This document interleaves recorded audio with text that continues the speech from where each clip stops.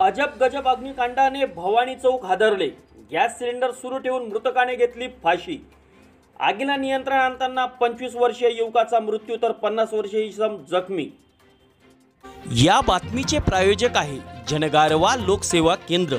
उपलब्ध सुविधा सेंट्रल बँकेचे सर्व व्यवहार केल्या जातील। सेंट्रल बँकेसह इतर बँकेचे पैसे काढणे व पैसे देणे इतरही व्यवहार केल्या जाईल। विनाशुल्क इलेक्ट्रिक बिल भरणा केंद्र, भारत गॅसची ई-केवायसी, रेल्वे तिकीटसह सर्व ऑनलाईनचे कामे तथा सर्व शेती संबंधीचे शासकीय कामे।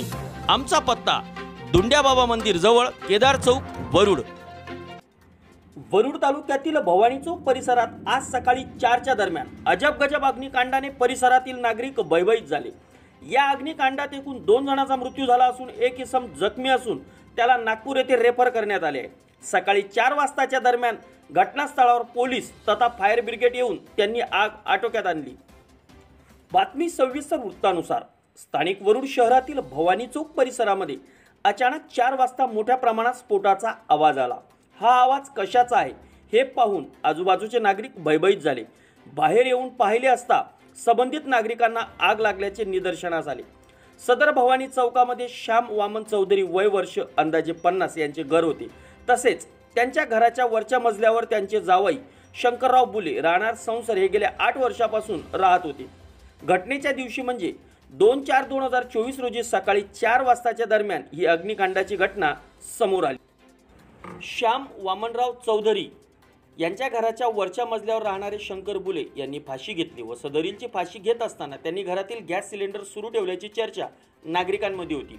या गॅस सिलेंडर सुरू असल्यामुळे वरच्या मजल्यावर अचानक आग लागली आणि गॅस सिलेंडरचा स्फोट झाला। यामध्ये फाशी घेतलेल्या मृतक शंकरराव बुले हा आगीमुळे दोर तुटून खाली जमिनीवर आदळून त्याचा मृत्यू झाला। सदरील स्फोटाच्या आवाजामुळे लागलेली आग विझवण्यासाठी श्याम वामन चौधरी वय 50 व त्यांचा मुलगा ऋषिकेश श्याम चौधरी वय 25 हे गेले असता आग विझवण्याच्या प्रयत्नामध्ये मुलगा ऋषिकेश श्याम चौधरी याचा मृत्यू झाला तर श्याम वामन चौधरी जखमी असून त्यांना नागपूर येथे रेफर करण्यात आले आहे। ज्या शंकरराव बुले यांनी फाशी घेतली त्यांची पत्नी गोदनी येथे कौटुंबिक कार्यक्रमासाठी गेल्या होत्या। त्यांनी फाशी का घेतली, श्याम चौधरी तथा शंकरराव बुले यांच्यामध्ये नेमकी काय रंजिश होती याबद्दल विस्तृत माहिती मिळू शकली नाही। मात्र 25 वर्षीय मुलगा ऋषिकेश श्याम चौधरी यांच्या मृत्यूने परिसरात सर्वत्र हळहळ व्यक्त केल्या जात होती। घटनेची माहिती मिळताच मोर्शी मतदारसंघाचे युवा आमदार देवेंद्र भुयार हे सकाळी 10:30 वाजताच्या दरम्यान घटनास्थळावर दाखल झाले। यावेळी त्यांनी सर्व घटनास्थळाची पाहणी करून संबंधितांना विचारपूस केली तथा सांत्वना दिली। यावेळी आमदार देवेंद्र भुयार यांच्या समवेत समाजसेवक प्रभाकर काळे तथा राष्ट्रवादी काँग्रेसचे शहराध्यक्ष तारेश देशमुख उपस्थित होते। सकाळी 4 वाजताच्या दरम्यान घटनेची माहिती मिळताच घटनास्थळावर पोलीस आणि नगर परिषदेचे अग्निशामक दाखल झाले तथा शंकरराव बुले यांचा मृतदेह ताब्यात घेऊन तो शवविच्छेदनाकरता ग्रामीण रुग्णालय येथे पाठवण्यात आला आहे।